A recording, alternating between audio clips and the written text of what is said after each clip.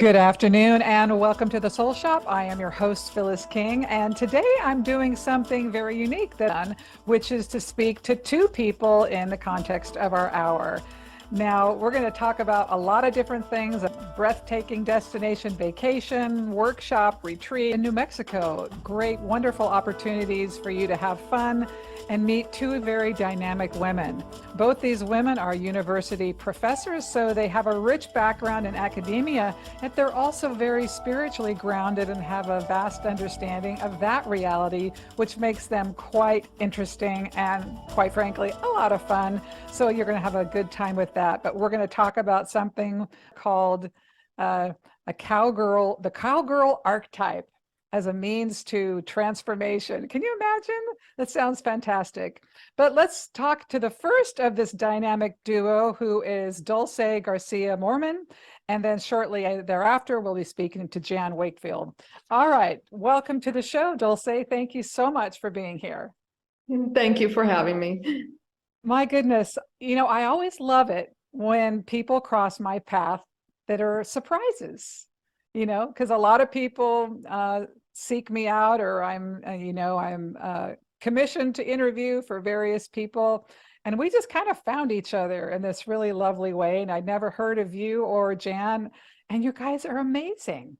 How could you have slipped under the radar is what I want to know. Everything in life is timing, and I think we're ready when we're ready. For me, this whole journey in my horse work has been a long and interesting one, and a very gritty one. From a cowgirl perspective, I've bitten the dust and had to get back up on the saddle a few times. I love that. So, I'm now at a point in my life where I, recently took early retirement. I have a really good situation coming back to New Mexico, a wonderful husband who's really supporting me in this work. So the time is just right. Well, I love that. Well, let me tell the audience, and by the way, you should know, folks, Dulce and her counterpart, Jan, will be featured in Eden magazine as well. So let me just get my glasses on so I can talk about this a bit. Your doctorate is in transformative studies, and your research includes experiential learning, second order cybernetics, biosemiotics. But this is really the fun part to me: interspecies communication and the transformative potential of the horse-human relationship, parentheses, and of human, non-human others in general. How could you not love that whole idea of non-human others in general? And of course, this is just a tiny blip about you, but give us a little insight to, you don't have to start with I was born on, but when your love of animals and non-human others, where did that come from? How did you get into this work? What's the story there? Well, I was born in Cuba. I was born in the middle of the Cuban Revolution. Oh my goodness. And I lived in a very rural setting in Cuba. And, my family was always into cattle ranching and horses. It was just part of my life. Growing up, especially with my dad, I would ride a lot. And then when I was 9, we came to the US as political refugees. So we were pretty flat broke, and no more horses for me for a long time. So I reconnected with horses when I was in my late 20s. I had a good career, I was making money. I could then oh yes, I can pursue this now. But I had a very lovely, amazing, but very busy corporate career with Motorola. And I would go into the barn on the weekends or in the evenings when I could and take a lesson or lease a horse here and there. So I got back into horses in that very doing sort of way. I'm going to take a lesson, I'm going to ride this horse around. And that was it. So my life sounds pretty typical, pretty normal. I'm not that you're not normal, but I'm saying what most people would consider a typical experience. It is. It just became atypical. In August of 2000, I had gone through a pretty difficult personal situation and divorce. And, I was in a place of needing to do something really different So I took a tour to Mongolia, and it was an experiential tour in the Gobi Desert, riding with nomads. And this was part of a friend's thing with the World Wildlife Foundation. Anyway, long story, but we went on Lovely. this crazy experience. Okay. And it was the hardest thing I've done in my life. You know, we were in the Gobi Desert. It was wild. There was nothing. We were riding horses that, for our purposes in the West, are wild. And it was so freeing and so difficult and so gritty. I call it the vacation to heaven and hell. And it changed my life. I went back to after my vacation, went back to Motorola. I had just been transferred. I had been given a promotion. And I remember sitting in my office, and I'll never forget that moment. You know, I put the key in, I sit in this new office, and it all fell apart. You know, So like when that you say fell apart, that connection to who I was, the career woman, this attachment to, you know, Motorola, which was a company that I loved. And it's just this whole thing, all of a sudden was just this empty shell. So I thought, okay, I just had a very interesting experience in Mongolia. This will go away in a couple of months. And it didn't. So I took a package in the next layoff, didn't know what I was going to do. And I bought my first horse. So, not to make you go down memory lane too far, but when you say it all fell apart, do you mean internally it fell apart, or everything just started to unravel in your external life and you said, oh, I need to make changes, or I have to make changes? Was it both, or you just decided, you just felt? Internally, it fell apart, and it really wasn't a rational process. Oh, okay. It was just a very spontaneous process. All right. So Right? then you got your first horse, and I got my first horse, noble horse. And, you know, I had been around horses all my life, but I never had my own horse that I had to feed, that I have to nurture, that I had to train, you know. So I started spending a lot of time with him. You know, I was not working. And I started communicating with this horse in a way that really shocked me. And you know, just a lot of experiences where I saw horse for the first time in such a different way, and it was very mystical and very spiritual. And we were having these conversations, and at some point I thought, is this happening to anybody else in the world? You know, am I crazy, or is this a thing? No. And that's when I started researching, and I came across my mentor's work. Her name is Linda Kohanov. She's kind of a pioneer in the, you know, the world of equine assisted learning. And I read her book, her first book, The Tao of Equus. And I contacted her, and lo and behold, she put me on wait list for this apprenticeship.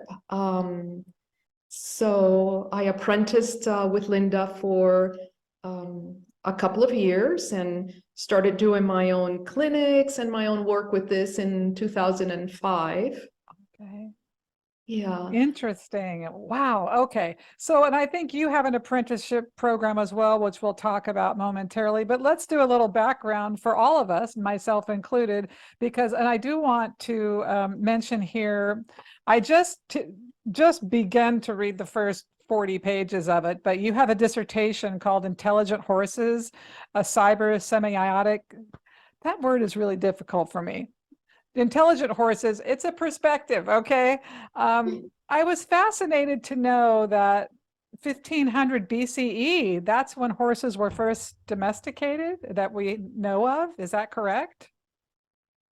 Yes, and that's debated, you know, okay. among different researchers, but we know that at some point a really long time ago, someone decided to get on top of a horse and really change the course of human history, because that actually coincides according to some other research I've read from this really interesting researcher in this topic, it kind of coincided with the time in history where we were getting rid of matriarchal societies, were kind of dying out. And then comes the horse, and then came the men on top of the horse, and the world began to be, to be conquered. So it really shifted, I think the history of humanity as we know it, Well, and I think what I kept finding interesting was it's kind of a way we've taken them for granted, but at the same time we've elevated them. The horses, and they're noble, but in other ways we've taken them for granted, and how we use them in so many different ways. And it was kind of stark when I'm looking at, there's the reverence as the adoration, but we use them as service, we use them as entertainment and the rodeos and things like that, but not really quite understanding what intelligent creatures they are and how we can communicate with them, especially non-verbally. I know that's kind of a multiple-pronged question, but that was surprising to me, just how long that's been going on. Yes. The horse has been a tool, and there's really nothing wrong with that, because in my grandmother's age, that was transportation. There's the reality of life, and they were work partners. But I think that, thank God, we're no longer doing warfare on horseback, and they're no longer beasts of burden. And today it's mostly entertainment and pleasure riding. There's a whole entertainment industry around it. But there's also, in the last 2 decades, this whole field of equine assisted learning, experiential learning, where people are seeing the value of nature, and horses, part of that paradigm, in learning and in reconnecting us to something that modern society has just disconnected us from. And is this in Western culture, or is this around the globe? I think this is pretty much, around the globe. Oh, okay. Well, something we talk about here, I mean, this is sort of the premise of your work too, that we've spoken about before, is that learning to relate and communicate, and that's what we want to talk more about, what that communicate really is integral to our own well-being on the planet. It is. And I think it goes back to that moment when I started communicating with Noble, and I knew that I was having a conversation, and that it wasn't, and it was very meaningful, and it made a lot of sense. And it was able to guide me in certain ways where, I could see that there was a logic there that we just can't decipher, because, we base everything on language. That's, right. But then when I got introduced to the work of the professor who mentored me in this dissertation process, I realized that there's this whole way of looking at communication, which is not through language, but through languaging, right? And horses language, all living beings language. So if we're able to, get away from the idea that all of it happens through words, then, we can sort of meet in this other space. It's a nonverbal space. Yes. And actually, the research shows that probably 80% of communication, even spoken communication, is nonverbal anyway. But we meet in this nonverbal space where, we have to be really in tune with our bodies. We have to understand the energy and the emotion that goes into communication. And then we learn that there's just so many forms of expression. And just because an animal doesn't have the spoken language, they speak in their own way. Yes. So when you were going through your transformation after Motorola and you got your horse, how did you discover your language with the horse, or the languaging? And I guess in your apprenticeship program too, is this, you teach people how to understand these nonverbal cues, or how Sure. do we language with a horse? Well, a lot of it is, it's like on two levels. I think the really successful, when you look at the really successful horse trainers, especially in the natural horsemanship movement, which is about, doing things in a compassionate, gentle way that makes sense to the horse in their world and their wildness. A lot of it is just really observing, how do horses behave in the wild when they're in a herd family situation? They're very social animals, very relationship oriented. How is it that they relate? And then you sort of you have to sort of get into that world and learn to communicate in a way that makes sense to them. Yes, So that's it's interesting. possible. Well, clearly, and I know equine therapy is becoming more and more available and prevalent. But you said in your dissertation that horses are highly attuned to humans' emotional state. I was kind of surprised by that. I don't know. I don't know. I know that animals perceive differently than we do, and they have different languaging, but what does that mean for us and how we should be interacting with them? Well, they have an amazing prey mechanism because they've been evolving for actually millions of years. When you go back to the evolution of the horse, it's millions of years. And so their prey mechanism is really refined. It's almost like a biofeedback machine, and they're big and they have that big heart and belly space, right? So they have, if you're in a herd and there's a mountain lion 2 miles away, you have to be able to detect pretty much in a nanosecond, right? That herd leader, usually a mare, has to be able to detect whether that mountain lion is on the prowl, is he hunting, or did he just eat and he's just, walking it out. So they have this amazing capacity to, their evolution, they're wired by evolution to detect all these emotions and feelings, intention, that we are so, for most of us, we're so disembodied, right? Unless we do some daily practice, we're so disembodied in this world. It's nothing magical or mystical. We just have disconnected from that gut and that heart that, where our feelings and emotions are stored. So horses have it. And they're able to recognize it, not only in the animal world, but they're able to recognize it in the human that is with them. Is that why, is this in part why equine therapy is helpful for children and adults as well, that they're forced to get in touch with their feelings? Or, how does that work? Or is that part of your work at all? I guess it is equine therapy. Oh, it is. And I do a lot of education and I do a lot of work with how emotion is stored in the body, embodiment practices to be able to identify those emotions.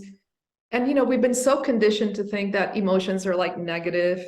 And, emotions are not negative, positive. They're just information. That's how horses use it, right? Oh, okay. And so when we're in the presence of horses, we're forced, I think, sooner or later to be authentic because they react to when they see something that feels incongruent. So if I'm with that horse and, I'm trying to be brave and creative and I got this, but somewhere there's a reservation or a tension or an apprehension or a fear, they'll catch that. And then, this thing I'm seeing is not congruent with what I'm feeling. And they sooner or later will force us into more coherence with ourselves. Right. It's fascinating. So at this point, in terms of responsibility towards these animals, What are we doing right, and what do we still have to work on in terms of our relationship to not only horses but all animals? Because I do notice I stalked your Facebook page a little bit, and there's lots of animals on there, not just horses. You're an animal person. You like the animals. So what are we doing right? What do we need to keep working on and to get more benefits for ourselves and for them? I think as far as horses are concerned, I think the equine assisted learning and psychotherapy field has come a long ways.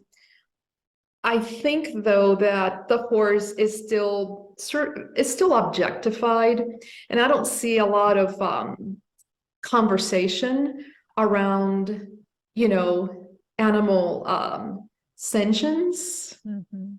their emotional lives, Mhm. how we're all embedded in this planet. We're human, but we're human animals, Mhm. right? How, we've created these separations. And so it's not really to make the horse human in any way. It's really about giving them a rightful place as beings, like all animals and nature, trees and rivers, and that there's an intelligence.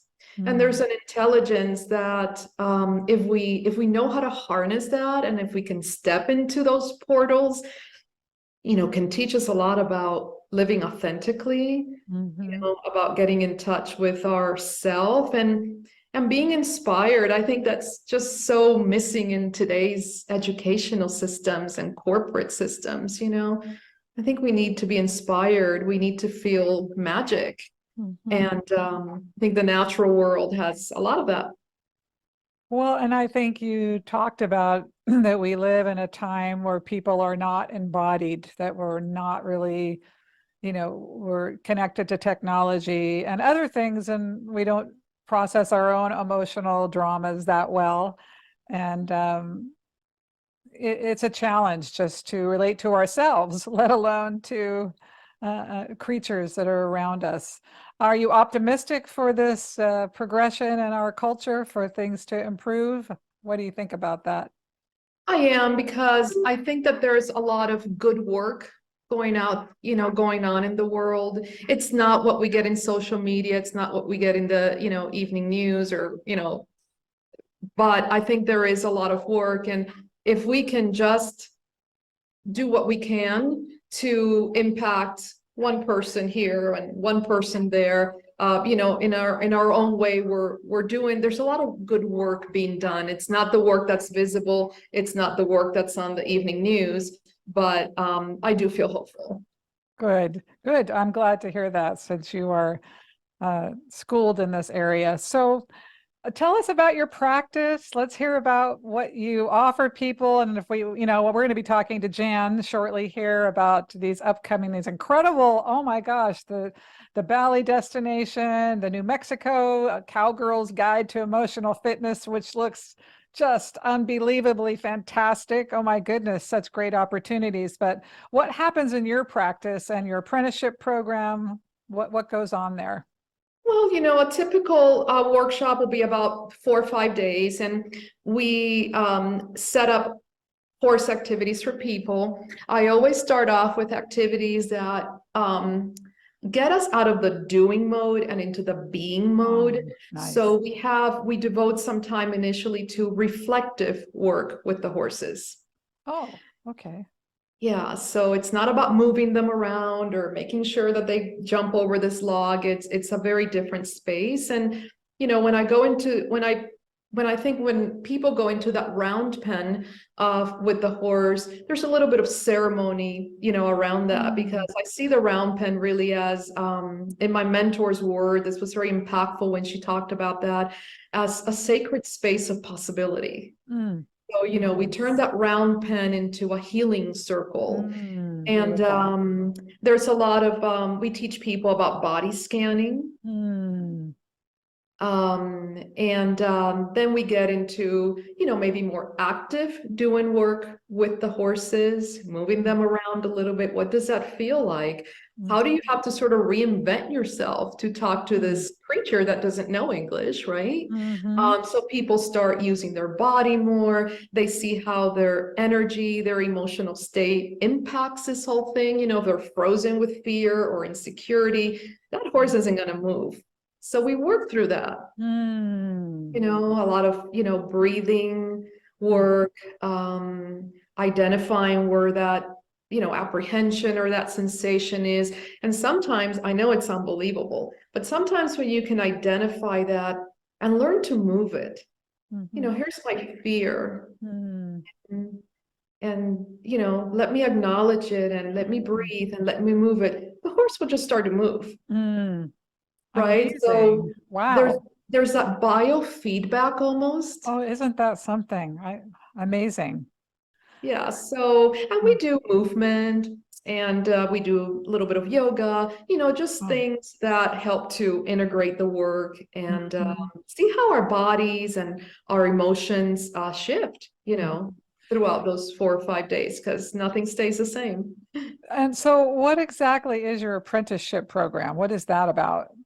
That's starting next year, and that's about teaching people, whether they're mental health therapists that want to integrate horse work into their practice, or horse people who want to Mm. start doing this type of work. So it's teaching people who want to themselves be facilitators in this work. And it's going to have an online piece, like a foundational piece that people can do online. And then they come to my little ranch in New Mexico to do a, in-person Oh practicum. my goodness, that sounds incredible. Does that qualify for CEUs for folks who are adding on to their current practice? Um, I don't believe so, Oh, because it's still, kind of on the edge oh, well, on the edge, really? of the mental health world. But Well, okay. I suppose so. Well, I'm yeah. so far out on the edge that I mean, our edges are in different places, I guess, but it seems like it would be such a wonderful extension to someone's awareness and ability to treat people. But so when does Yeah. that's happening in January or that it launches or? It'll be sometime either January or March, and the idea is then to have the practicum here in May of 2024. Oh, okay. Now tell us your website or how people are supposed to get a hold of you specifically. How do they reach you? The best way to reach me is my phone number, 505-934-6675. And I also have a website, which is life-is-art.us. Life, well, we'll have that up on the screen so people can look at that. I'm not going to try and repeat it. Great. And so is all this information on there as well as the events we're going to be talking about when Jan joins us? Yes, everything is on the website, and there's ways to contact us either through messaging or phone, Good. however people want to do that. Well, what else should we cover in our time together that I didn't think to ask or that you feel is relevant to people who are interested in this topic or just in general? Um, I think that um, my life's work is really about transformation. I just have such a curiosity, about life and how things work, and have always been never understood since I was a little child these distinctions between the animal, the natural world, and us. Like, I never understood those separations. Mhm. And I just urge people to think about nature as a teacher, to think about horses as very special teachers. When you look at indigenous societies, and the horse has always been seen as a very mystical creature. Mhm. Mhm. They're sort of the keepers of the mystery, or that thing that bridges what we think of as the spirit world and the real world, even the three horses of the apocalypse in the Bible, or many ancient cultures that really uh, took to the horse as a vehicle into the spirit world. So we're living in difficult times, socially, financial uncertainty, COVID, and all the iterations of COVID. Politically, it's a difficult climate, climate change, and all of the havoc that's wreaking, on our life. So there's all these stressors, coming at us, and now with social media and the internet, it's coming at us constantly. So, it's important to, I think, take time out to reset, to reconnect, and to know that you can't change the world, but that you can maybe get yourself into a place that's more horse-like, right? Where you can be in the chaos, but take a few moments each day and say, I'm just going to go back to grazing and go back to a place of safety within myself, right? Even if the world doesn't feel very safe, but a place of safety within myself. And horses model that for us very well. That is beautiful. I'm so appreciative of the work you're doing, and I'm really happy that you're coming out more so that people could understand the value, and you have so much to offer, and what you're doing is incredibly important. I'm just really appreciative of that. So thank you so much for taking this time, and I know we'll be speaking shortly when Jan joins us, but everyone, this is Dulce Garcia-Morman.